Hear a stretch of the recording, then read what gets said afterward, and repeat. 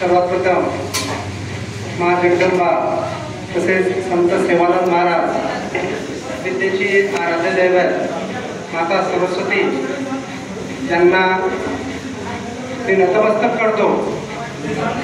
आज इथे स्पर्धा परीक्षेच्या पुस्तकाचं वितरण संदर्भात जो एक कार्यक्रम आयोजित केलेला आहे, मला याची कल्पना नव्हती की इथं अशा प्रकारचं पुस्तक वितरण गरजू विद्यार्थ्यांना स्पर्धा परीक्षेला जे पुस्तकांची आवश्यकता असते, साहित्याची आवश्यकता असते, त्याचं वाटप होणार आहे ही मला कल्पना नव्हती। परंतु इथं आल्यानंतर हा सोहळा बघून मला एवढं आनंद झालेला आहे, मन प्रफुल्लित झालेलं आहे। इथे या गावाचं नाव आधीच सामाजिक कार्यामध्ये फार चांगलं आहे हे तर मी आधीपासूनच ऐकलेलं आहे, परंतु शिक्षण क्षेत्रामध्ये विद्यार्थी घडवण्यामध्ये या गावाचं, या संस्थेचं, त्या गावातील संस्थेचं मोठं योगदान आहे। मागे सेवालाल जयंतीला तालुकास्तरीय एक स्पर्धा प्रश्न मंजुषा इथे पार पडली, त्यामध्ये बऱ्याचशा हजारो विद्यार्थ्यांनी सहभाग घेतला। मला सुद्धा सुधाकर सरांचा फोन आला होता। माझ्या शाळेचे मी सुद्धा 30 ते 35 विद्यार्थी या स्पर्धेमध्ये इतर आयोजित केलेल्या स्पर्धेमध्ये पाठवले होते। त्याचप्रमाणे इतरही शाळेचे विद्यार्थी मी इथे पाठवले, असे जवळपास 60 ते 70 विद्यार्थी मी पाठवले। म्हणजे त्यानंतर हा पुस्तक वाटपाचा कार्यक्रम या गावातील जे तरुण मंडळी आहे, ज्यांनी देशसेवा करण्यासाठी आपलं आयुष्य गमावलेलं आहे, म्हणजेच आयुष्य खर्च केलेलं आहे, आपलं योगदान दिलेलं आहे देशसेवेसाठी, तसे तरुण मंडळी ज्यांच्या सहकार्याने विद्यार्थ्यांना पुढे जाण्यासाठी एक योगदान म्हणून त्यांनी उत्स्फूर्त सहभाग घेतला आणि त्याही मध्ये अनमोल वाटा समाजासाठी, समाज कार्यासाठी, जनतेच्या आरोग्यासाठी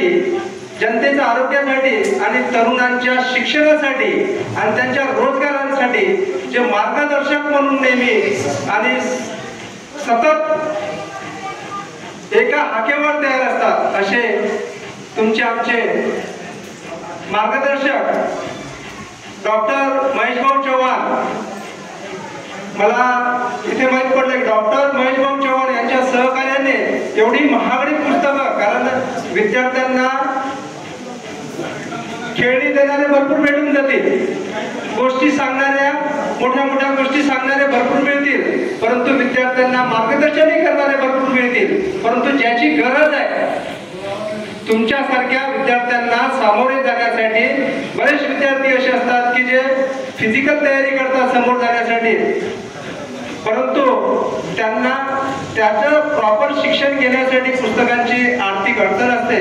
ती आर्थिक अडचणीमुळे तो विद्यार्थी मागे राहिला जाऊ नये यासाठी अशा प्रकारचे हजारो रुपयाचे पुस्तकं, एक पुस्तक मी बघितलं जवळपास बऱ्याचशा किमतीचं पुस्तक आहे जे विद्यार्थ्यांना लाभ करून देणार आहे।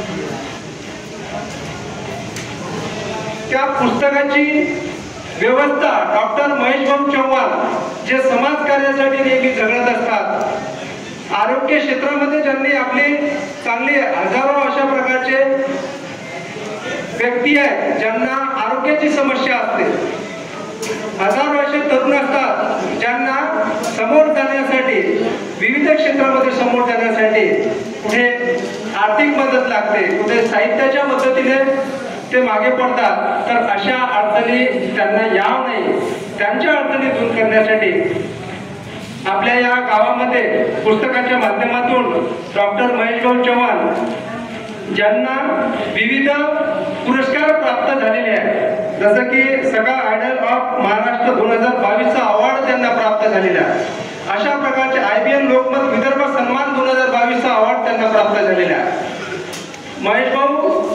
डॉक्टर महेशभाऊ चव्हाण यांच्याशी तुम्ही जर एकांतात चर्चा केली तर त्यांनी सुद्धा अतिशय संघर्ष, लहानपणापासून अतिशय बिकट परिस्थितीमध्ये त्यांनी स्वतःचं आयुष्य एक घडवलेलं आहे। फार कठीण परिस्थितीमध्ये गेलेल्या आहेत आणि परिस्थितीला कधीही आपण आपली कमजोरी बनवायची नसते. मी सुद्धा त्या परिस्थितीतून गेलेला आहे. माझं जेव्हा MSc नागपूरला सुरू होतं तर मी एक टाइमचं मेसमध्ये जेवण करायचो आणि एक टाइम 5 रुपयाची पाणीपुरी खायचो. खूप जुना काळ नाही आहे, 50 वर्ष आधीचा, 20 वर्ष आधीची गोष्ट आहे.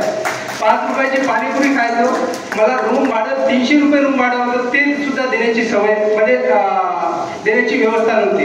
ही परिस्थिती आहे, परंतु त्या परिस्थितीला मी स्वतःला कमजोरी बनवलं नाही.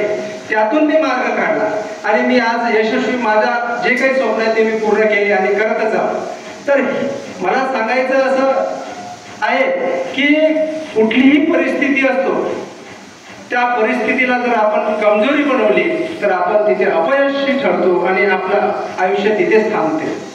तर हे आयुष्य न थांबू देता आपल्या समोर येणाऱ्या अडचणी, तुम्हाला आता या विविध क्षेत्रात स्पर्धा परीक्षेमध्ये सामोरे जायचं आहे, त्याच्यासाठी वेगळं काही खर्च करावा लागतो अशातला नाही.